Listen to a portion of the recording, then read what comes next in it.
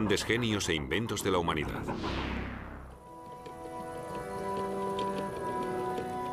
Durante siglos, la difusión del conocimiento en forma de libros fue un privilegio elitista reservado, sobre todo, a monjes y sacerdotes. Los libros eran objetos únicos de un valor incalculable. Pero en la Edad Media, para el pueblo llano, no tenían prácticamente ningún significado, pues no sabían ni leer ni escribir.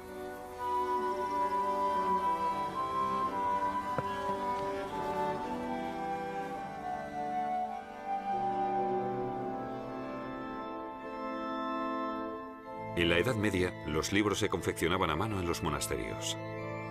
A menudo, los monjes tardaban años en terminar sus artísticas copias.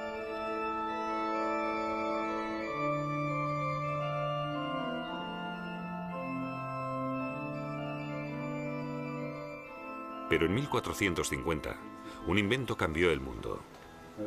El método de impresión del alemán Johannes Gutenberg posibilitó que los libros se fabricaran en un número muy elevado y a un precio relativamente asequible. Sentó así las bases técnicas para los cambios intelectuales, políticos y religiosos de los siglos posteriores. Johannes Gutenberg y la imprenta.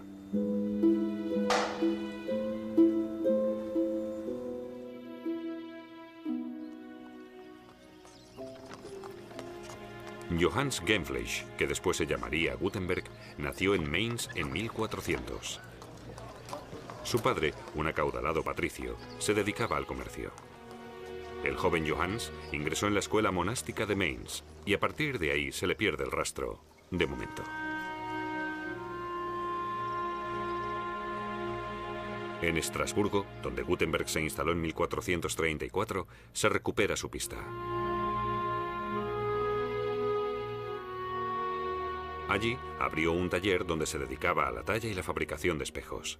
Los creyentes valoraban mucho sus espejos sagrados y tenían la esperanza de recibir parte del talante bendito que les atribuían. Y para Gutenberg, eran un lucrativo negocio. El comercio de objetos religiosos estaba en auge. Especialmente gustaban los grabados de imágenes sagradas. La técnica del grabado es uno de los métodos de impresión más antiguos. A principios de la Edad Media llegó a Europa. Aquí sirvió sobre todo para la divulgación de imágenes y textos.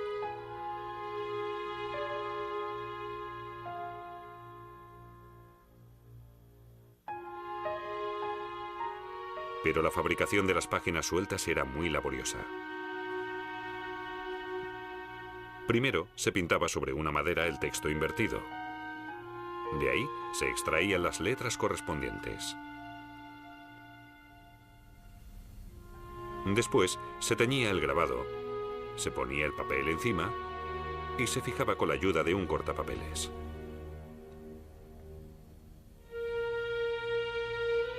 A principios del siglo XV aumentó el número de las páginas sueltas elaborados de esta forma en el mercado. Después empezaron a integrarse en los denominados libros xilográficos. Con la venta de estos libros, la producción de textos escritos a mano ganó importancia. Los monasterios no tardaron en convertirse en centros de escritura laica.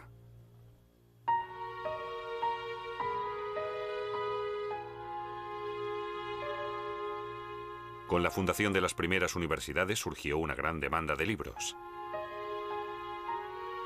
Junto a ellas las bibliotecas, en las que el saber de la humanidad se hacía accesible en forma de libro.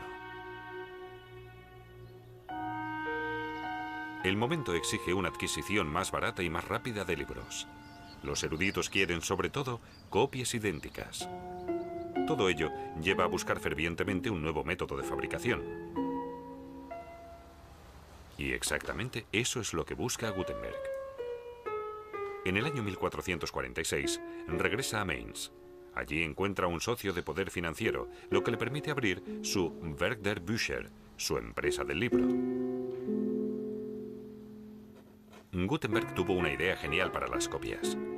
Descompuso un texto en todos sus componentes: las letras, los signos de puntuación y las combinaciones de letras existentes, las denominadas letras ligadas. Todos ellos se usarían como tipos independientes para la impresión de palabras, líneas y páginas. Los tipos serían caracteres reutilizables.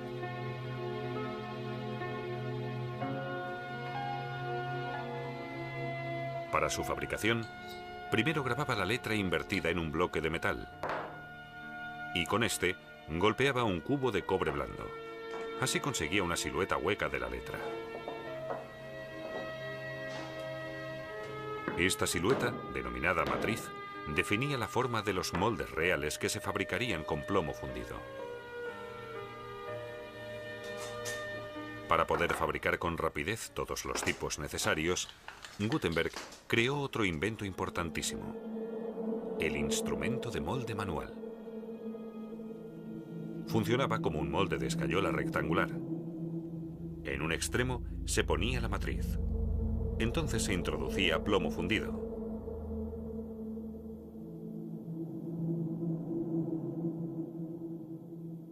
Cuando se abría el instrumento, el tipo de plomo fundido ya estaba listo.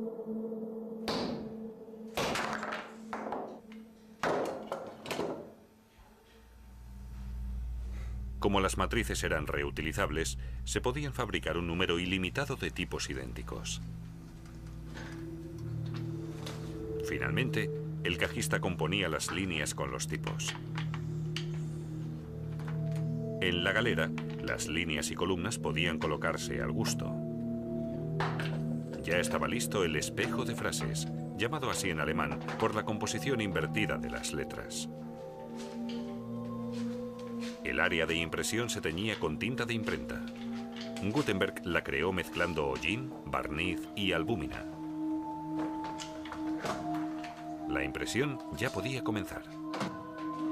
Para ello, Gutenberg creó una prensa especial basándose en el principio de las utilizadas por los vinicultores.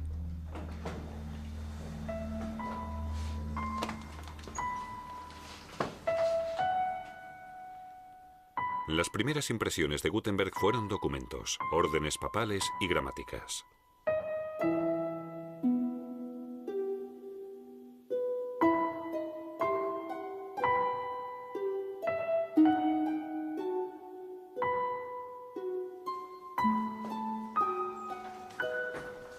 Pero pronto se aventuró en un inmenso proyecto: la Biblia Latina.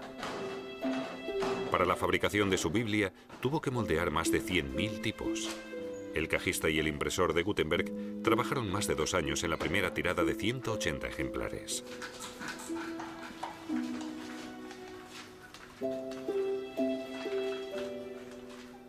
El texto se imprimió en letra gótica, inspirada en la escritura a mano. Al final, el iluminador añadió las iniciales de colores y los dibujos. Con su Biblia, uno de los libros impresos más bonitos del mundo, Gutenberg demostró que los libros xilográficos podían competir en belleza con los escritos a mano.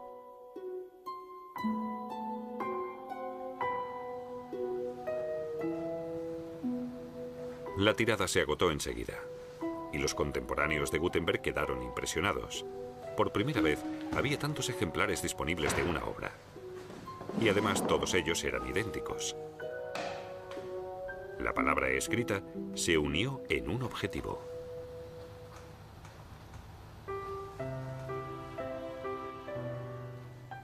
La existencia de la revolucionaria técnica se difundió enseguida. Pronto se abrieron las primeras imprentas en Bamberg, Colonia y Basel. En Venecia, el habilidoso editor Aldo Mannuccio empezó a imprimir los grandes clásicos. Sus clientes eran todos los humanistas de la élite de Europa. Mannuccio contrató a los mejores impresores de su época. Inventaron la letra romana, antigua, que no tardó en extenderse por Europa. 20 años después del invento de Gutenberg, la nueva técnica de impresión se había impuesto rotundamente. Miles de títulos salían al mercado en tiradas de hasta 1000 ejemplares. Ahora, el pueblo llano podía acceder también a los libros, y la alfabetización de la sociedad permitió que el número de lectores aumentara cada vez más. Uno de los mayores admiradores de Gutenberg fue el reformador Martín Lutero. La existencia de la imprenta le sugirió a Lutero una osada idea. Ahora también el mundo laico podría leer la Biblia y distinguir entre la verdad manifiesta y la práctica adúltera de la Iglesia.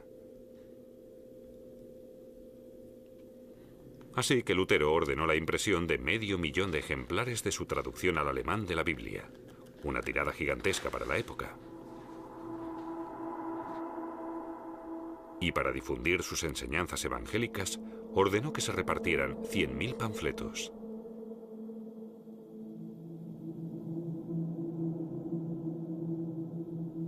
Pero no fue solo Lutero. Emperadores, reyes y ciudades imperiales libres también usaron la imprenta para cumplir sus objetivos. Pronto las páginas impresas empezaron a usarse para la difusión de noticias. Cuando en 1524 se supo de la existencia de una constelación rara, el país se inundó de noticias anunciando una inminente inundación.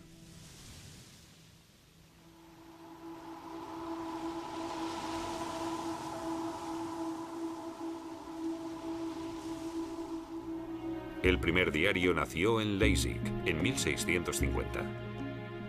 El Einkommenden Zeitungen se publicaba 6 días a la semana. Con la invención de la prensa accionada por vapor y la prensa de cilindro en el siglo XIX, comenzó la revolución de los periódicos. Con el procedimiento offset se cambió definitivamente la técnica de impresión de Gutenberg. Ahora se ponen en un plano el área de impresión y la de no impresión. Primero se transfiere con láser el área de impresión sobre una fina plancha de impresión. Después, la plancha se humedece con agua para que el área de no impresión no absorba la tinta. Y por último, se aplica la tinta grasa, que solo se fija en la superficie iluminada. En el procedimiento offset, la plancha no transfiere directamente la tinta al papel. La tinta se compensa después en un rodillo de goma. De ahí el nombre de offset en inglés, y de ahí pasa al papel. Así se puede imprimir de forma rápida e incluso en papeles de bajísima calidad. El procedimiento offset es el método de impresión más utilizado actualmente. A pesar de su posterior desarrollo, Johannes Gutenberg sentó con su imprenta las bases del mundo de la comunicación actual. Su invento se considera hoy uno de los más importantes de la humanidad.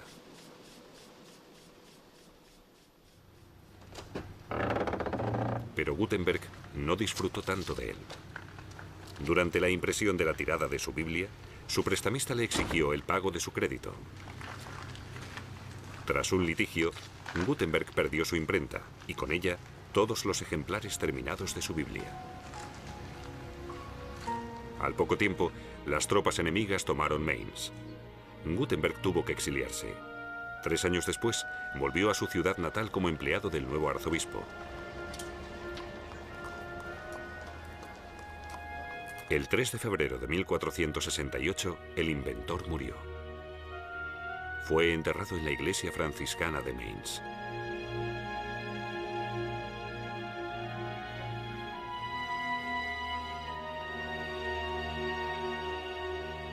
Con la creación de la imprenta, Johannes Gutenberg consiguió cambiar el mundo para siempre.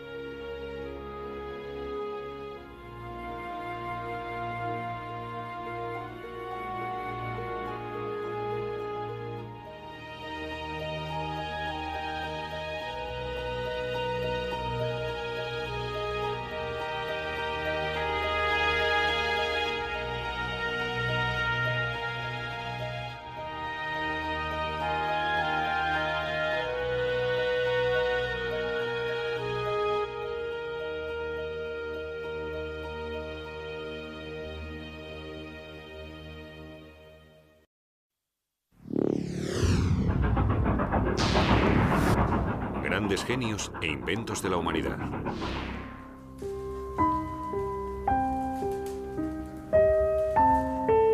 Durante mucho tiempo, los invidentes han tenido predeterminado su futuro profesional. Hasta el siglo XIX, solo podían dedicarse a la fabricación de cepillos y de cestas. Estaban completamente marginados del mundo de las letras y las ciencias. Para expresar sus pensamientos y conocimientos en papel, a los invidentes les faltaba lo esencial, un código que pudieran leer y escribir.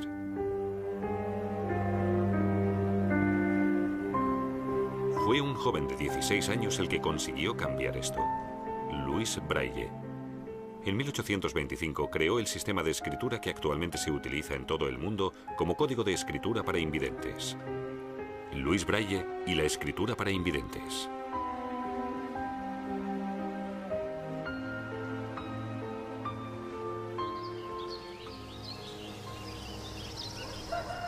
Louis Braille nació el 4 de enero de 1809 en Coupvray, cerca de París. Cuando tenía 3 años, se clavó un punzón en el ojo en el taller de armaduras de su padre. La herida se inflamó y la infección le pasó también al ojo sano. Louis fue perdiendo visión poco a poco. A los 5 años era ciego. A pesar de su minusvalía, pudo ir al colegio de su pueblo.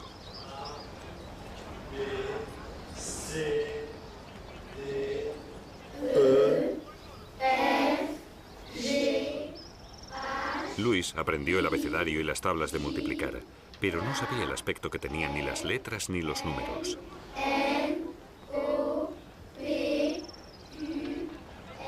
Su profesor se enteró de que en París había un colegio para niños ciegos y además era gratuito.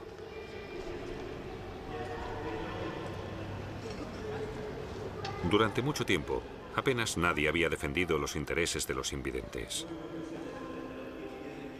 En 1749, el escritor francés Denis Diderot dio cuenta de su destino en su Carta sobre los ciegos.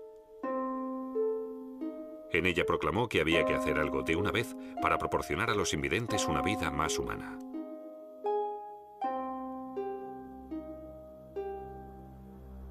El llamamiento de Diderot movilizó a toda Francia.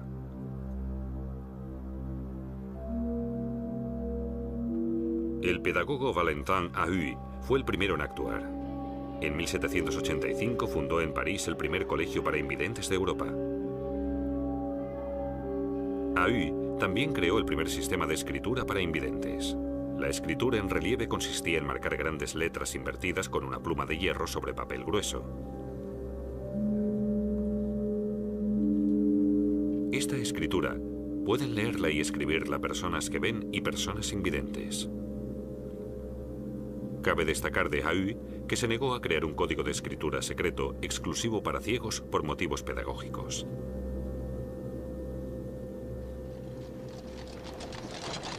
En 1819, cuando Louis Braille ingresó en el Colegio para Invidentes de París, se estableció allí la escritura de Ahuy. El nuevo director, el doctor Pignier, ordenó incluso la creación de una biblioteca para sus alumnos. Pero solo había un par de docenas de libros, todos ellos con escritura en relieve, y leerlos así resultaba muy complicado. Pero el curioso Louis los devoró todos enseguida. En 1821, el capitán de artillería Charles Barbier de la Serre visitó el colegio parisino. Le presentó al director un código secreto que había creado hacía algunos años. Su código de puntos en relieve permitía que los soldados pudieran leer mensajes en la oscuridad.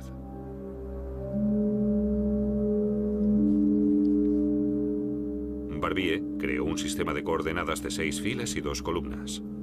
A cada uno de los 36 sonidos de la lengua francesa le asignó un grupo de 2 a 12 puntos. Los puntos estaban marcados en relieve. Barbier puso su sistema de escritura a disposición del colegio.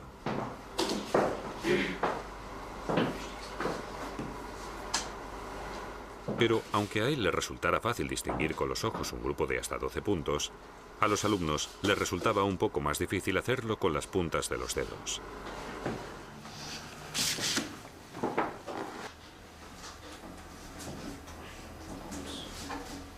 Cuando empezaron a modificar su sistema, Barbier se indignó y, ofendido, se marchó.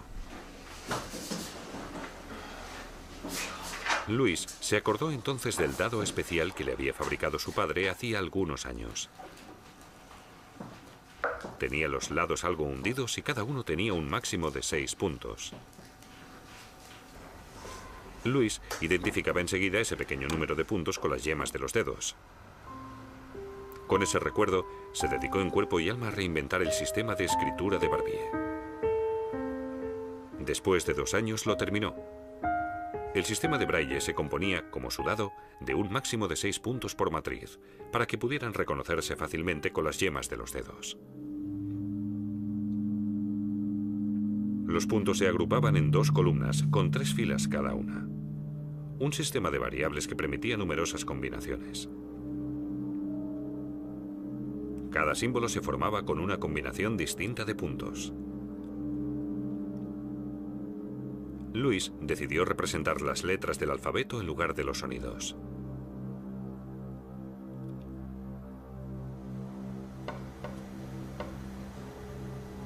Su código de escritura tenía que orientarle en el lenguaje escrito, no en el hablado.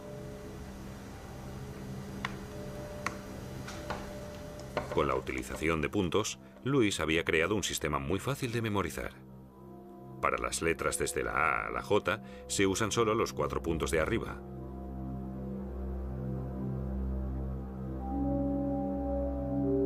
Desde la K a la T se usan combinaciones con el punto de abajo a la izquierda. Y para el resto de las letras, combinaciones que incluían el punto de abajo a la derecha.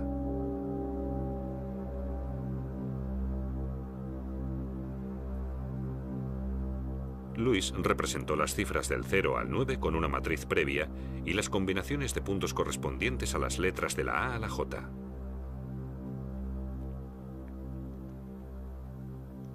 Como todos los puntos pueden ponerse o quitarse, se pueden crear un total de 64 combinaciones, suficientes para el alfabeto y muchos caracteres especiales franceses. Louis le presentó su código de escritura al director.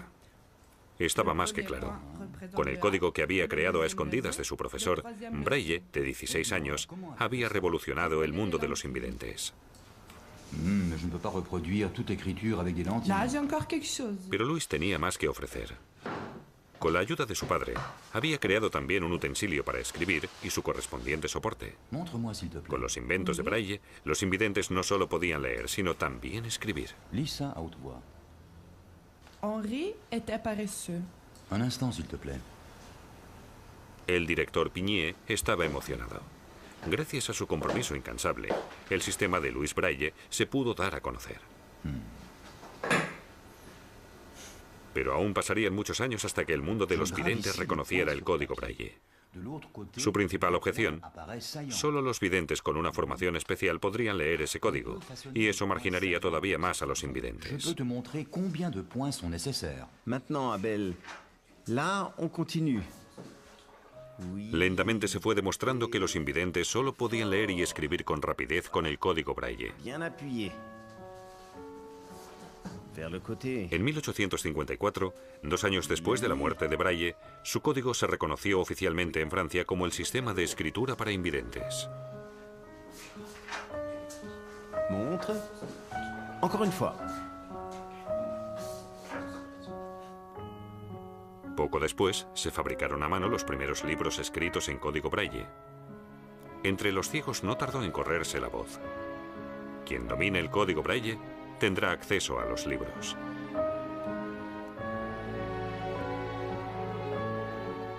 En 1878, en un congreso en París, el código Braille se estableció como sistema internacional de escritura para invidentes. Un año después, se constituyó la Unión de Invidentes de Alemania. Se agregaron entonces al Braille, en lengua alemana, las matrices para la W que no está en el alfabeto francés, las vocales con diéresis, A, O, U y la S doble.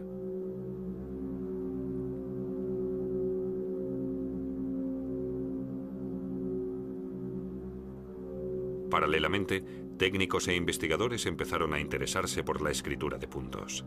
A finales del siglo XIX salieron al mercado las primeras máquinas de escribir Braille. En la misma época, el berlinés Oskar Piëch inventó una plancha mecanizada para la impresión en escritura Braille. Pero el tamaño de las matrices de puntos, que no podían reducirse para no impedir su reconocimiento, producía unos elevados costes de material. La solución llegó a mediados del siglo XX con la taquigrafía. Permitía reducir el tamaño de las matrices casi un 50%. Un ahorro considerable, a pesar de que siguió sin poder reducirse el enorme volumen de las grandes obras. El bestseller, El Señor de los Anillos, es en braille una placentera lectura de 15 tomos. Para la publicación de un libro para invidentes, se escanea el texto y un software especial lo traduce al braille.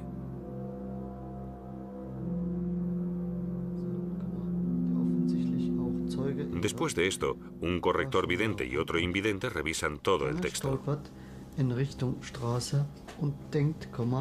Wenn das mit Absicht getan hätte, was? Luego se marca el texto con la plancha mecanizada en la placa de impresión. Finalmente, la placa pasa a la imprenta que marca las matrices sobre el papel.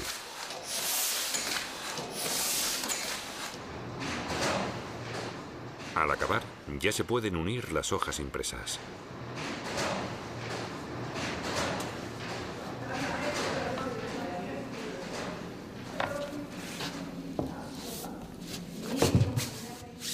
Überschriften und 115 Links. Link zum Inhalt. Die Überschrift Dossier Archiv. Überschrift elektrisiert das Netz. En la actualidad, los invidentes también pueden usar el braille en su ordenador. Con el teclado braille pueden escribir textos y con las líneas braille pueden leerlos. En las líneas braille hay 6 clavijas por cada celda que suben de acuerdo a las combinaciones de puntos. Al acabar la línea, se vuelven a bajar todas las clavijas. Hoy en día utilizan la escritura braille invidentes de todo el mundo en cientos de idiomas distintos.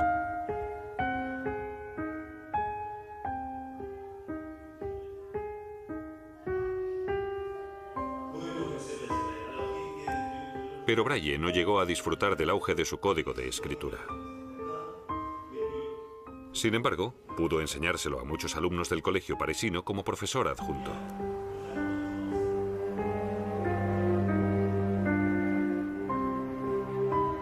Y puesto que tenía formación de organista, creó también su escritura de notas musicales. Con ello, abrió a los invidentes de todo el mundo un nuevo campo profesional, para el que muchos de ellos tienen verdadero talento: la música.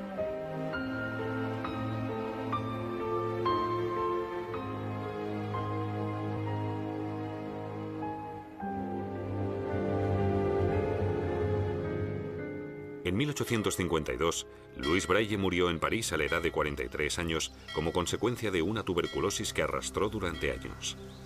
Lo enterraron en su pueblo natal, Coupvray. En 1952, 100 años después, se trasladaron sus restos con grandes honores al Panteón de París, donde descansan ya para siempre.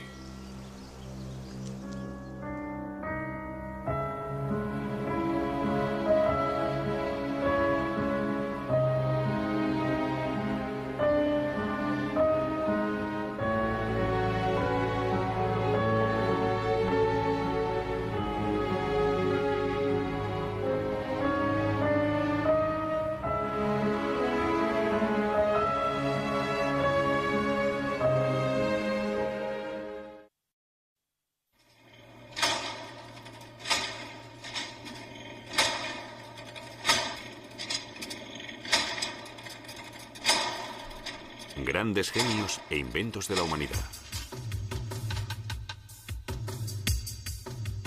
Charles Babbage, Konrad Zuse y el ordenador. El ordenador. Para muchos sigue siendo un enigma. Lo que esconde en su interior no podemos verlo. El ordenador, una herramienta para la inteligencia, capaz de hacer cosas realmente increíbles. Hace algunos años solo podíamos verlo en nuestros sueños.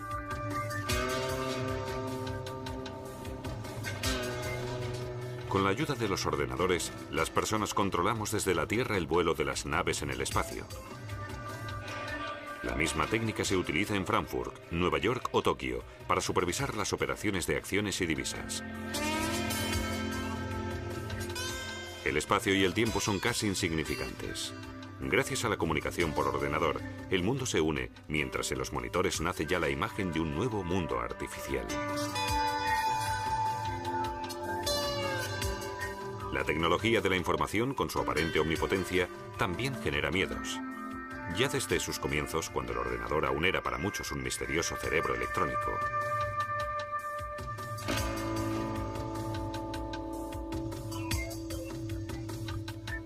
Pero el hombre que inventó los ordenadores modernos no fue un mago, sino un auténtico genio. Konrad Zuse, ingeniero alemán, creó el primer ordenador controlado por programas. Su modelo Z1, aparentemente, no tenía nada en común con los ordenadores actuales. Error.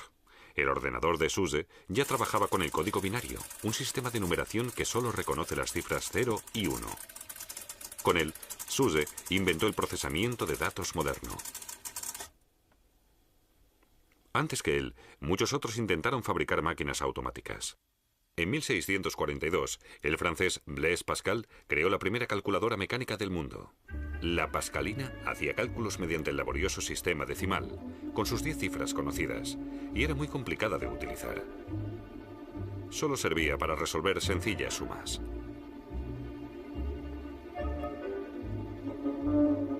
Gottfried Wilhelm Leibniz fabricó más tarde una máquina que permitía realizar las operaciones básicas. Leibniz inventó un mecanismo de rueda escalonada para acelerar los múltiples cálculos requeridos en la multiplicación y la división, mecanismo precursor de las posteriores calculadoras.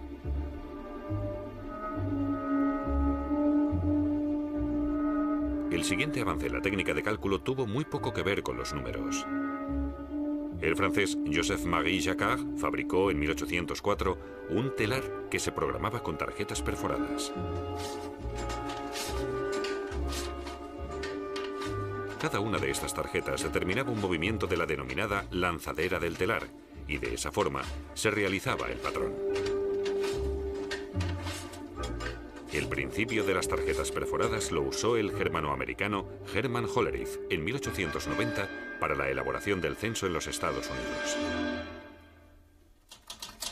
Hollerith registró la información de la población en unas tarjetas perforadas que su nueva máquina podía leer automáticamente. Nunca se habían procesado tan rápido los millones de habitantes del censo. La noticia se extendió enseguida. A finales de siglo, la máquina de Hollerith facilitaba el trabajo en instituciones y oficinas de todo el mundo. En esa época, Charles Babbage ya llevaba mucho tiempo muerto. De todos los pensadores, fue él el que primero tuvo la visión del ordenador moderno. En 1822, Babbage creó su entonces incompleta máquina diferencial. Esta máquina debía resolver ecuaciones complejas. Miles de ruedas dentadas entrelazándose. Así se trasladaban las reglas matemáticas a la compleja mecánica. Pero la máquina diferencial nunca quedó acabada. Esta réplica de la incompleta está hoy en el Museo de Ciencia de Londres.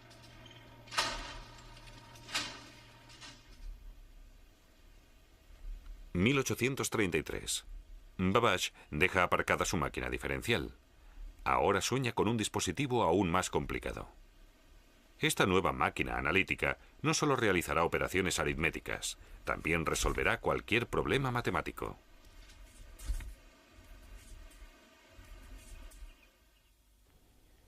En Cambridge, el catedrático de matemáticas proyecta el primer ordenador con unidad aritmética y memoria.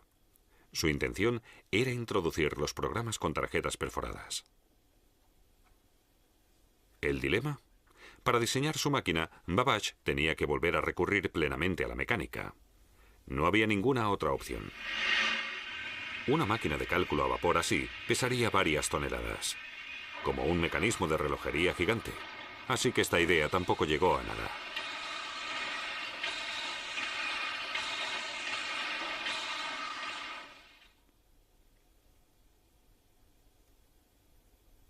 Con el sueño de la máquina analítica, el primer ordenador universal Babbage se adelantó más de 100 años a su época. Hasta la llegada de la electrotécnica, no se hicieron los primeros avances hacia el ordenador que hoy tenemos.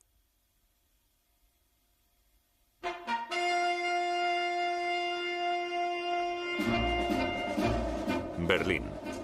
El ingeniero mecánico Nobel, Konrad Zuse, sueña con una máquina que efectúe por él los pesados cálculos rutinarios. Zuse está convencido de que tiene que haber algún tipo de cerebro mecánico que sea capaz de despejar cualquier incógnita.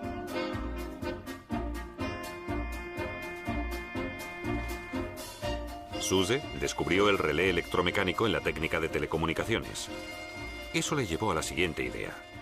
El relé de telecomunicaciones podía ser el elemento principal en una calculadora que trabajara con código binario. Pues al igual que el código binario, el relé solo conoce dos estados, activado o desactivado, encendido o apagado.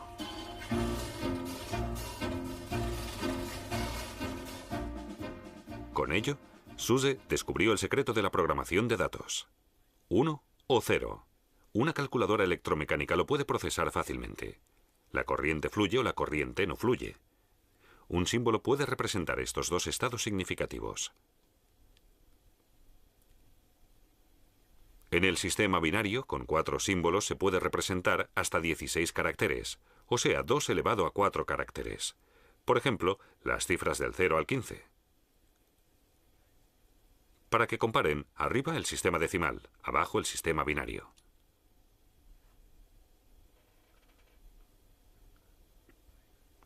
Con 8 símbolos habría 2 elevado a 8, es decir, 256 caracteres, con lo que también se pueden traducir al lenguaje binario las letras y los signos de puntuación. Con ello, se pueden realizar incluso operaciones lógicas. Las reglas para hacerlo las desarrolló el matemático británico George Boole a mediados del siglo XIX con su lógica proposicional, mucho antes de que existieran los ordenadores. Zuse no había oído hablar de George Boole, pero desarrolló unas reglas lógicas muy similares a las del álgebra booleana. En 1936, Zuse empezó la construcción de su máquina con la ayuda de amigos en Berlín.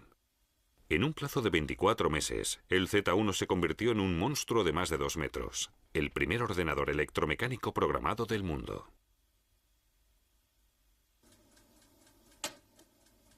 Zuse siguió perfeccionándolo. Durante la Segunda Guerra Mundial creó el modelo Z3. Su reproducción está hoy en el Deutsche Museum. La unidad aritmética constaba de unos 2000 relés. Una multiplicación sencilla costaba 5 segundos. Unas bombillas en la consola mostraban el resultado.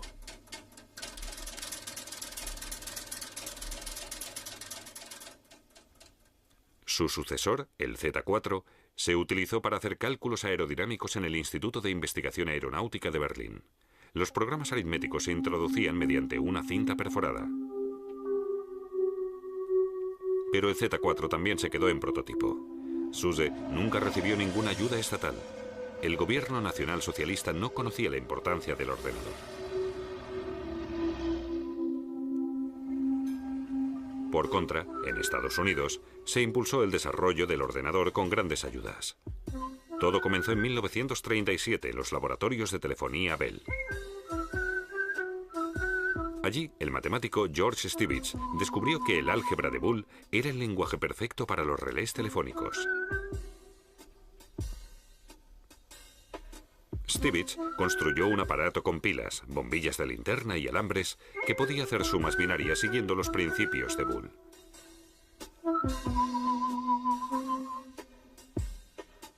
Así, Stibitz y Zuse siguieron caminos parecidos sin saber nada el uno del otro. Stibitz llamó a su segunda calculadora calculadora compleja. Esta realizaba operaciones aritméticas completas. La nueva herramienta generó mucha expectación en Estados Unidos. A partir de entonces, se desarrolló a pasos agigantados. En 1943, Howard Aiken desarrolló el Mark I. Resolvió en un solo día problemas balísticos de la Marina de Estados Unidos, cuyos cálculos sin ordenador habían costado 6 meses. 1000 veces más rápido era el ENIAC de 1945, el primer ordenador con tubos de vacío, un total de 17.000. El ENIAC era, como todos los predecesores, una simple calculadora. No podía procesar ni otros datos ni otros símbolos. 50 años más tarde, en cada mesa de trabajo hay un ordenador personal que puede hacerlo con toda facilidad. La evolución de meras calculadoras a milagros electrónicos se lo debemos a magníficos teóricos.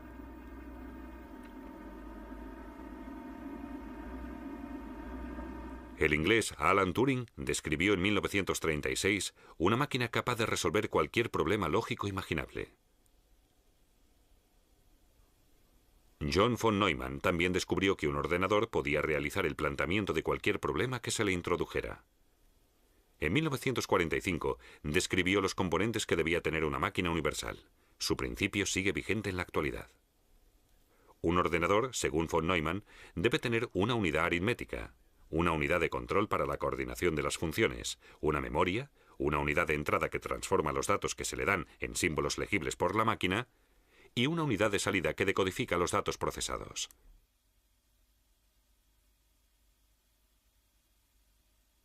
Además, el sistema debe trabajar con cifras binarias, tener un funcionamiento electrónico y realizar ordenadamente sus operaciones.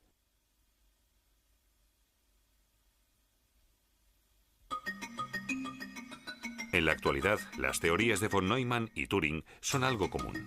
Hasta los niños saben que los ordenadores son mucho más que calculadoras rápidas. Desde los años 50 se han hecho avances increíbles en el procesamiento de datos. La mayoría de ellos gracias a la microelectrónica.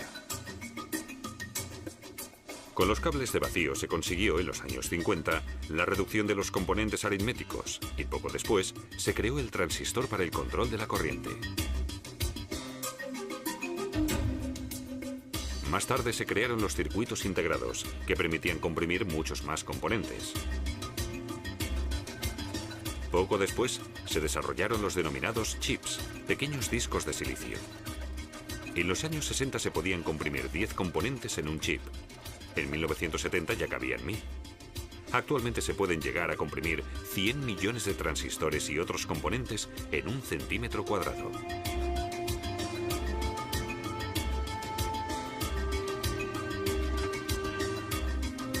Mientras el rendimiento sigue aumentando constantemente, los precios de la ingeniería informática continúan bajando. Los ordenadores están más al alcance de todo el mundo. Gracias a sofisticados programas de aplicación, su uso es cada vez más fácil.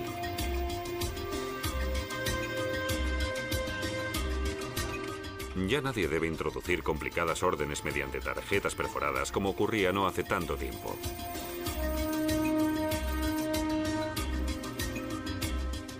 En el futuro, habrá ordenadores aún más pequeños que podrán controlarse mediante el reconocimiento de voz o de escritura manual. Estos aparatos electrónicos apasionan a muchos. A otros les gusta ver el desarrollo de la sociedad de la información. Konrad Zuse vivió el nacimiento del ordenador, pero no se le concedieron los derechos de patente porque supuestamente no cumplía el grado de invención.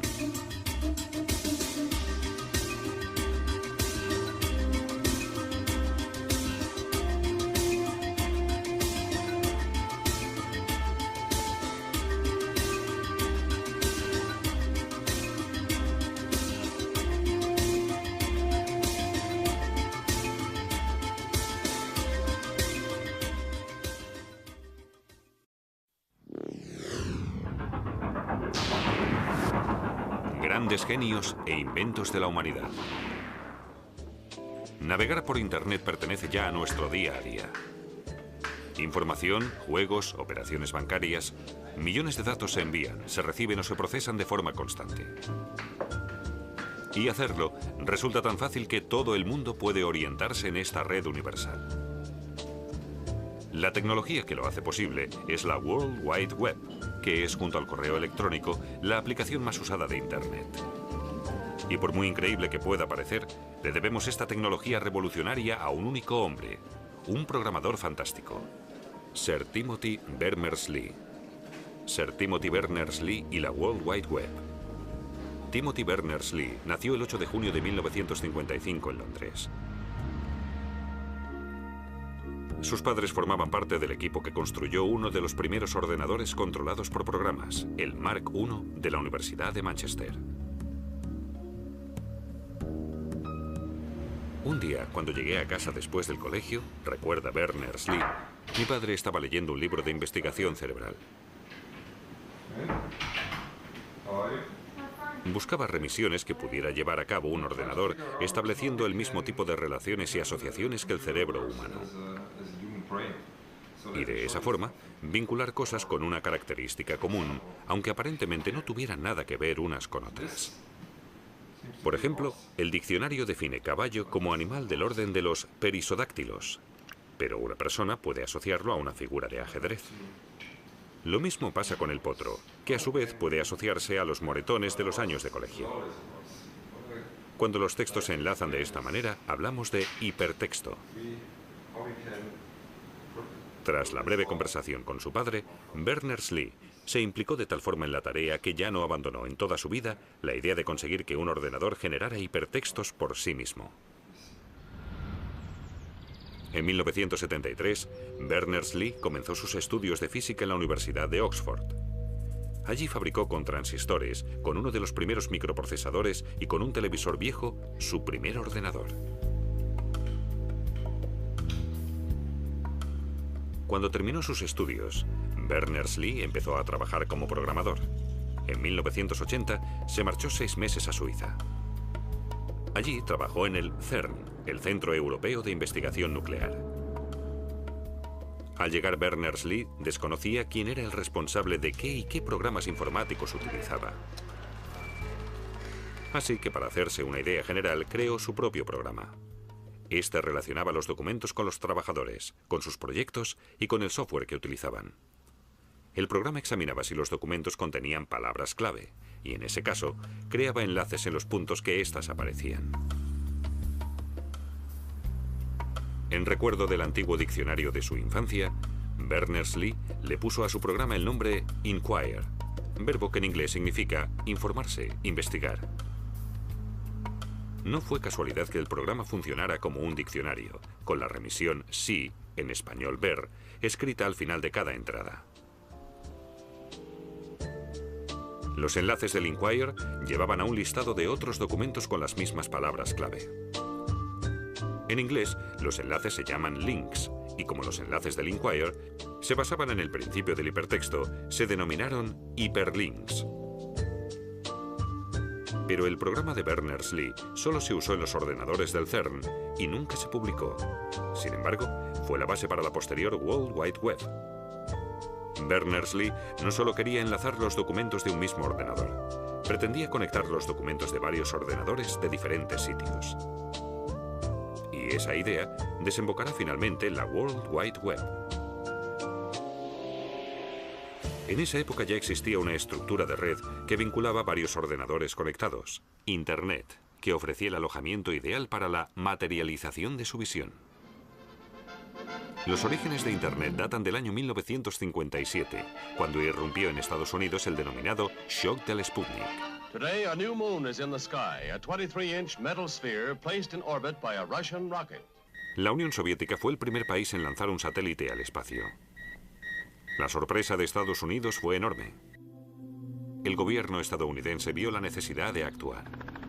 Ordenaron la aplicación de todos los conocimientos y la disposición plena de científicos de todo el mundo y sobre todo de militares para evitar más situaciones comprometidas. En 1958, el ministro de Defensa estadounidense, John F. Dulles, creó la ARPA, la Agencia de Proyectos de Investigación Avanzada para el Desarrollo de Nuevas Tecnologías de Comunicación. Paul Baran ordenó la creación de una red informática que, de acuerdo con las exigencias, funcionara aún cuando determinadas partes del sistema estuvieran inactivas. Baran vio enseguida que eso solo podía lograrse mediante una estructura descentralizada, pues en una centralizada solo existe un camino que va de A a B, con lo que si falla el nodo central, la información no puede llegar a su destino. Por el contrario, una estructura descentralizada permite desviar el envío por el punto C cuando el nodo central falla. Había nacido la idea de Internet. En 1969, mediante líneas de teléfono especiales, se cerró por primera vez una red informática entre 4 ordenadores situados en las universidades de Stanford, Utah, Los Ángeles y Santa Bárbara. La denominada ARPANET, la abuela del actual Internet. Los científicos que pudieron acceder en su día a esa red vieron enseguida su poder. Los datos se podían transmitir en cualquier momento desde ordenadores a gran distancia.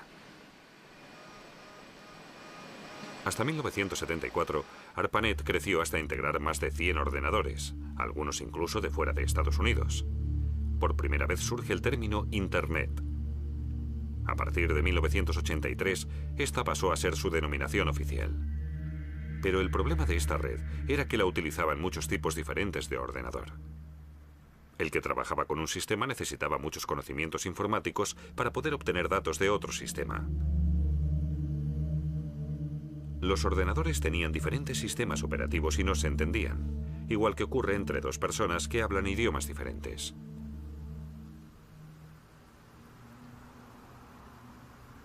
Tim Berners-Lee quería encontrar un denominador común. Todos los usuarios de la red deberían poder obtener todos los datos disponibles, sin importar el sistema en el que estuvieran grabados. En 1984, Berners-Lee renueva contrato en el CERN, esta vez en un puesto fijo. Debía crear un sistema de documentación que permitiera que todos los trabajadores del CERN a nivel mundial intercambiaran y gestionaran fácilmente los resultados de sus investigaciones. Para conseguirlo, Berners-Lee creó los otros dos componentes básicos de la World Wide Web y los denominó así: HTML y URL. HTML es la abreviación de Hypertext Markup Language y URL las siglas de Universal Resource Locator. HTML es un lenguaje que entienden todos los ordenadores y permite crear documentos de texto y también hiperlinks, es decir, remisiones. De la correcta visualización de un documento HTML en el ordenador se encarga un programa denominado Browser. El nombre proviene del verbo inglés to browse, que significa leer u hojear páginas. Y esa es la segunda función del browser. Hojea la red en busca de la información solicitada y después accede a ella. Para posibilitar este acceso, todos los documentos deben tener una dirección única en la que podamos encontrarlos. La Universal Resource Locator, o URL, creada por Berners-Lee. Una URL empieza por las letras www de World Wide Web. Después va el nombre del ordenador en el que están grabados los datos que queremos, lo que normalmente se denomina servidor. Al final de la URL se escribe el tema concreto sobre el que queremos información. En nuestro ejemplo, Berners-Lee como subtema del apartado People. Con esta dirección, todos los documentos son perfectamente localizables en todos los ordenadores conectados a la red. Así, Berners-Lee convirtió lo que en principio había concebido para los usuarios del CERN en su nuevo producto, la World Wide Web. Su ordenador en el CERN fue el primer servidor de la red. En él se podía acceder a toda la información de la red universal. Con su publicación, Berners-Lee provocó una auténtica reacción en cadena. La ya existente Internet estaba esperando un instrumento como la World Wide Web. En todo el mundo, sus compañeros se pasaron días y noches sentados frente a su ordenador, instalando nuevos servidores, mejorando la programación y ayudando al crecimiento de la World Wide Web en sus inicios. Una gran diferencia respecto a hoy era la denominada interfase de usuario, es decir, lo que veía el usuario en su monitor. Antes, solo se visualizaban textos y había que teclear todas las funciones y órdenes. La World Wide Web era todavía una herramienta de expertos. En 1993, el estudiante Mark Andreessen programó el Browser Mosaic, que permitía por primera vez integrar imágenes y activar hiperlinks haciendo un simple clic.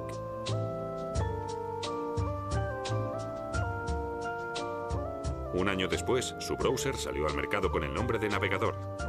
Su concepto orientado a la pantalla revolucionó la World Wide Web. A finales de 1994, el CERN se despide oficialmente del invento de la World Wide Web sin solicitar derechos de patente. La idea de una red pública no comercializada seguía siendo lo más importante para el instituto. En ese momento, empresas de software de todo el mundo empezaron a pelearse por la red, y 1994 fue el año en el que más negocio se hizo con la World Wide Web. Tim Berners-Lee no participó en este boom. Prefirió encargarse de los nuevos avances de la red universal en lugar de lanzarse a la arriesgada aventura de los negocios. Desde sus humildes orígenes a principios de los años 80, no ha dejado de trabajar en el desarrollo de la web. Desde 1994, el número de usuarios ha aumentado exponencialmente, de tal forma que en el año 2000 ya había 2.500 millones de páginas web. La tendencia sigue en aumento. La creciente oferta y el fácil acceso han cambiado notablemente nuestro concepto de la información. Si algo está en Internet, automáticamente se da por hecho que es cierto. Muchas veces erróneamente. Esta espectacular foto circuló mucho tiempo por la web, acompañada de la información de que estaba nominada a la mejor foto del año 2002. Pero se descubrió que era falsa. Se supo que era un fotomontaje y que tampoco estaba nominada. Esas informaciones falsas en la red universal se han denominado hoax, que en inglés significa engaño. Pero junto a estas mentiras ingeniosas, en la web también circulan mensajes falsos que pueden tener consecuencias graves. En algunos, por ejemplo, se solicita a los usuarios desde una página falsa que faciliten todos sus datos bancarios. La producción justo a tiempo, que gestiona todos los materiales mediante camiones, sería inimaginable sin la World Wide Web, así como la globalización con todas sus consecuencias negativas. Como consecuencia de la red, también podría surgir una sociedad de dos clases. Los que prefieren seguir documentándose a la antigua usanza pueden encontrar la información que buscan en infinidad de libros de consulta, o pueden no encontrarla a pesar de haber invertido muchísimo tiempo. Online, la búsqueda es más rápida. Solo la enciclopedia Wikipedia ya ofrecía a los 4 años de su creación más de 290.000 entradas permanentes y actualizadas, todas ellas con enlaces internos a otros temas relacionados desde la A hasta la Z.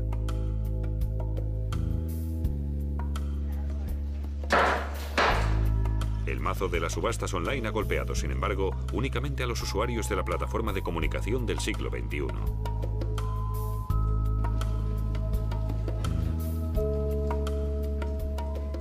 Su creador, Tim Berners-Lee, ha recibido premios estos últimos años.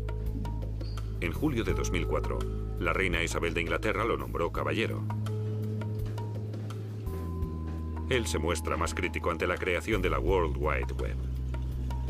Una vez, cuando le preguntaron si la red universal nos había hecho más listos, respondió: en realidad no, pero estamos mejor comunicados.